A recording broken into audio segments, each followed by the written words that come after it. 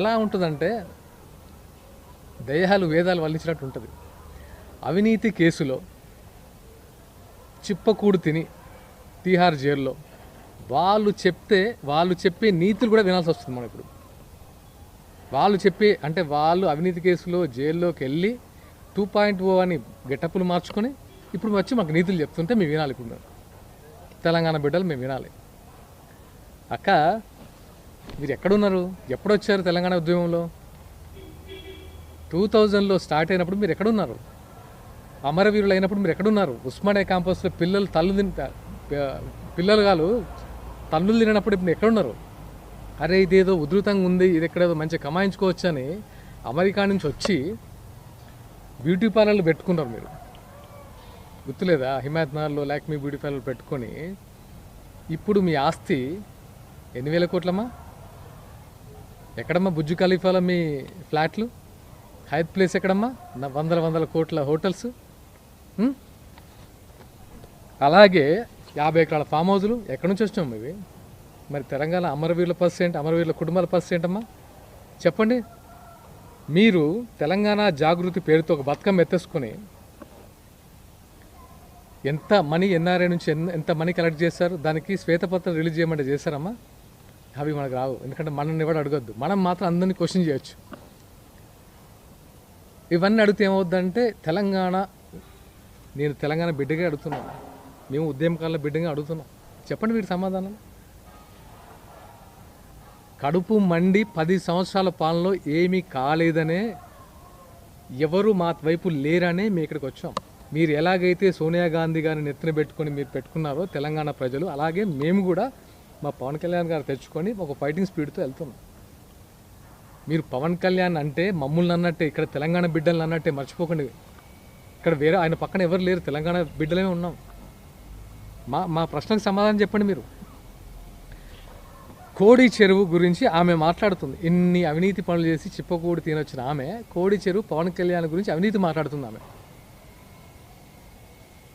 నీకంటే ముందే నేను అవినీతి చేసినట్టయితే, నాది ఒకవేళ నాకు అలాంటిది అయితే ప్రెస్ మీట్ ఆ రోజే పెట్టి చెప్పారు తీసుకోండి అని. తీసుకోమని చెప్పు. నిజంగా అక్రమంగా సంపాదిస్తే తీసుకోమని చెప్పండి. తీసుకోండి. రేవంత్ రెడ్డి గారు తీసుకోమని చెప్పారు కదా, మరి ఎందుకు రావట్లేదు? అలాగే మరి మీరు మీ అవినీతి సొమ్ముని ఒకసారి చూపించండి అమ్మా, ప్రభుత్వానికి అప్పగించండి. బాగా మాట్లాడుతున్నారు కదా, చిట్ట ఇప్పండి. మీరు ఎక్కడెక్కడ సంపాదించారు అవి అవినీతితో కదా ప్రూవ్ చేస్తారు కదా తెలంగాణ ప్రజలు. అప్పగించి చూడండి ఒకసారి. ఆ ధైర్యం ఉందా? ప్రెస్ మీట్లకు వచ్చి గెటప్పులు మార్చుకొని మాట్లాడడం కాదమ్మా. ఈజీ. మనం మాట్లాడడం మీది, చేయడం చాలా టఫ్. అది మాట మీద నిలబడడం చాలా టఫ్.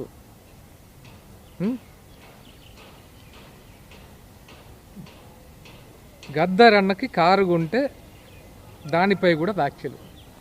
అరే మీరు గద్దర్ గారిని 4 గంటలు రోడ్డు మీద నిలబెట్టారు. గద్దర్ గారు కళాకారుడు మాత్రమే కాదమ్మా, ప్రజాయుద్ధ నౌక. అందరిలాగా యాక్టర్స్ లాగానో లేకపోతే పాటలు పాడడం కళాకారుడు మాత్రమే కాదు, ప్రజాయుద్ధ నౌక. ప్రజల పక్షాన పోరాడిన ఒక మహనీయుడు. ఆయన్ని పట్టుకొని 4 గంటలు ఆయనకు అపాయింట్మెంట్ ఇవ్వకుండా రోడ్డు మీద కూర్చోబెట్టిన ఘనత ఎవరిదమ్మా? ప్రభుత్వానిది, మీది కదమ్మా. అప్పుడు మీరు లేరా? అప్పుడు లేవని నోరు ఇప్పుడు బాగా లేస్తుందే ఆయన గురించి, ఏదో సానుభూతి చూపించినట్టు. ఆయన మీద ఇప్పుడు లేడు కాబట్టి, ఆయన ఉండుంటే ఒక్కొక్కరిని ఆ కట్ట తీసుకొని కొట్టాడు. ఆయన లేరు కాబట్టి ప్రతి ఒక్కడు మాట్లాడేవాడు. ఇప్పుడు ఆయన ఎవరి గురించి అయినా ప్రెస్ మీట్ పెట్టి మాట్లాడిందంటే అది పవన్ కళ్యాణ్ గారి గురించే. కళ్యాణ్ నా తమ్ముళ్ళు లాంటాడు, నాకు ఇంత చరం ఉంది, నన్ను ఇంత బాగా చూసుకుంటున్నాడు. ఎప్పుడో ఎంత వక్రీకరించంటే ఆయనకు బుల్లెట్లు తాకిన ఎప్పుడో 97లో. వయసు రీత్యా ఆ నొప్పులు ఏజ్ అయిపోయిన కొద్దీ పెరుగుతుంటాయి, నడవలేరు. అలాంటి టైంలో కళ్యాణ్ గారు దగ్గరికి వెళ్తే, ఏం లేరా తమ్మి ఇట్లా నొస్తుంది, వయసు పైపడింది కదా అంటే, తనేదో కొనిచ్చినందుకు దాన్ని కూడా ఒకలాంటి అంటే దానికి ఒక స్క్రిప్ట్ అల్లేసి దాన్ని వక్రీకరించి ఆయనకు ఎప్పుడు బుల్లెట్లు తాకినాయి, ఎప్పుడు వచ్చిండ్రు, ఇదా మీరు మాట్లాడేది? ఇంకెన్ని మాట్లాడతారమ్మా? మాట్లాడాలంటే ఏం జరిగిందమ్మా కేసీఆర్ గారి పాలనలో మీకు తెలియదా? మీరు విమర్శించినవి చెప్తే కేటీఆర్ గారు ఏం చెప్పాలో తెలియక అల్లాడిపోతున్నారు.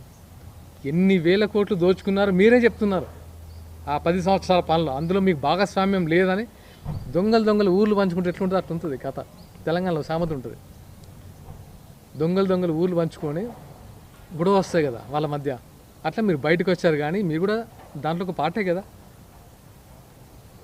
చాలు ఇంకా పవన్ కళ్యాణ్ గారిని విమర్శించడము ఆపేయండి. నిన్నే ఒక పెద్ద మనుషులు నేను చూసిన నిజమైన జర్నలిస్టులు ప్రెస్ మీట్ పెట్టారు, మీ అందరూ తెలిసిందేగా. దాంట్లో ఎలా చెప్పారు, ఎవరు జర్నలిస్టులు, ఎవరు ఎలాంటి వాళ్ళు, కళ్యాణ్ గారు చేస్తున్న తప్పేంటి ప్రశ్నించారా లేదా? వాళ్ళందరికీ మనస్ఫూర్తిగా థ్యాంక్స్ చెప్తున్నాను. నిజంగా తెలంగాణ యువతకు మీలాంటి వాళ్ళు మాకు ఆదర్శం. ఉన్నట్టు మాట్లాడేవాళ్ళు, జరిగింది చెప్పేవాళ్ళు మాకు ఆదర్శం. మీకు మనస్ఫూర్తిగా ధన్యవాదాలు తెలియజేసుకుంటున్నాను మా జనసేన తరఫున. ఇంకా అనిరుద్ధ్ రెడ్డి, ఈయన గురించి మాట్లాడాలంటే ఆయన ఏం మాట్లాడుతారో ఆయనకే అర్థం కాదు. ఆయన ఆరిజిన్ ఎక్కడ? నెల్లూరు కాదా? అంటే నువ్వు ఇక్కడికి వచ్చి పోటీ చేసి నీకు డబ్బులు ఉన్నాయని టికెట్ తెచ్చుకొని పోటీ చేసి గెలిచినంత మాత్రాన ఈరోజు పవన్ కళ్యాణ్ గారితో మాట్లాడితే హైలైట్ అవుతాను మాట్లాడుతున్నాను. నువ్వు కూడా నీకు జుట్టు లేదని చెప్పుకుంటావు.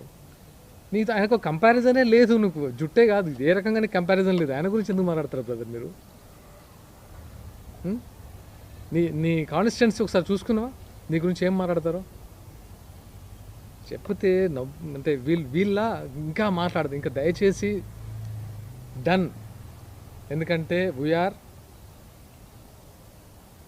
మేము జనసేన పరంగా జనసేన ప్లాట్ఫామ్లో తెలంగాణ బిడ్డలు పోటీ చేయడానికి, తెలంగాణ వ్యాప్తంగా ప్రశ్నించడానికి, తెలంగాణ వ్యాప్తంగా తిరగడానికి రెడీగా ఉన్నాం. ఇంకా ఆపాల్సిన అంత దమ్ము ఎవరికి లేదు. ఎందుకంటే తెలంగాణ బిడ్డలమేమా. మళ్ళీ ఒకసారి చెప్తున్నా, తెలంగాణ మా అయ్య జాగిరి కూడా, ఇక్కడ ఉన్న అందరి అయ్య జాగిర్లు కూడా భూమిపుత్రులదే. వాళ్ళమే అడుగుతున్నాం. వేరే వాళ్ళు వచ్చి మేము ఎక్కడి నుంచి వచ్చి ప్రశ్నించట్లేదు, తెలంగాణ బిడ్డలనే ప్రశ్నిస్తున్నాం. మా 12 ఏళ్ల పాలనలో అమరవీరుల పరిస్థితి ఏంటి, మా విద్యార్థుల పరిస్థితి ఏంటి, యువత పరిస్థితి ఏంటి, రైతుల పరిస్థితి ఏంటి, వ్యాపారుల పరిస్థితి ఏంటి, అందరూ కలిసి అందరి వైపు నుంచి అడుగుతున్నారు. ఇంకా ఇట్లాంటి టైం వేస్ట్ మాటలు మాట్లాడి ప్రజల సమస్యల మీద ఫైట్ చేయడం పక్కన పెట్టేసి పవన్ కళ్యాణ్ జపం చేసుకుని ఉంటే జనాలకు కూడా అర్థమైంది, వీళ్ళు పవన్ కళ్యాణ్ ఆడడం తప్ప వీళ్ళు చేసేది ఏమీ లేదని తెలంగాణ ప్రజలు అంటున్నారు. వీళ్ళు ఎంతసేపు పవన్ కళ్యాణ్ అంటున్నారు. అసలు మన గురించి పట్టించుకోరా? మా రైతుల బాధలు పట్టించుకోరా? మా యువత బాధలు పట్టించుకోరా? మా ఉద్యోగాల బాధ పట్టించుకోరా అని వాళ్ళే తిడుతున్నారు. అయినా మీకు సిగ్గు రాకపోతే ఇంకెలా చెప్తే వస్తుంది?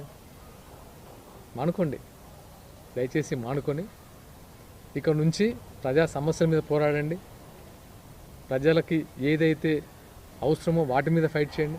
అయినా ఫైట్ చేయాల్సింది ఇప్పుడు ఎవరు గవర్నమెంట్ ఉందమ్మా? కవిత గారు, రేవంత్ రెడ్డి గారు ప్రభుత్వం ఉందిగా.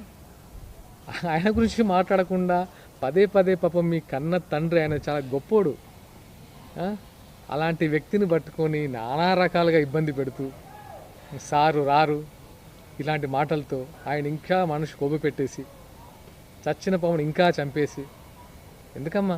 నువ్వు ఫైట్ చేయాల్సింది కాంగ్రెస్ ప్రభుత్వం మీద. ఇప్పుడు కాంగ్రెస్ ప్రభుత్వం నడుస్తుంది, వాళ్ళు ప్రజల కోసం ఏం చేశారో వాటి మీద ప్రశ్నించు. నిజంగా 2.1 మెచ్చుకుంటాం మేము. ఎంతసేపు జనాల గురించి మాట్లాడే పవన్ కళ్యాణ్ని, ఎంతో కొంత మాట్లాడే మీ కేటీఆర్ని అందరిని పట్టుకొని తిరుగుతున్నారు. కేటీఆర్ గారిని పట్టుకొని ఇంకా ఎవరైతే ప్రజల పక్షాన మాట్లాడతారో వాళ్ళని పట్టుకొని వాళ్ళ గురించే ప్రభుత్వం గురించి మాట్లాడే దమ్ము ఎవ్వరికి లేదు. చాలు, ఇంకా చాలు. So enough. మాకే విసుకొస్తుంది, ఎంతసేపు చెప్పాలి, ఎలా చెప్పాలి, ఎన్నిసార్లు చెప్పాలి?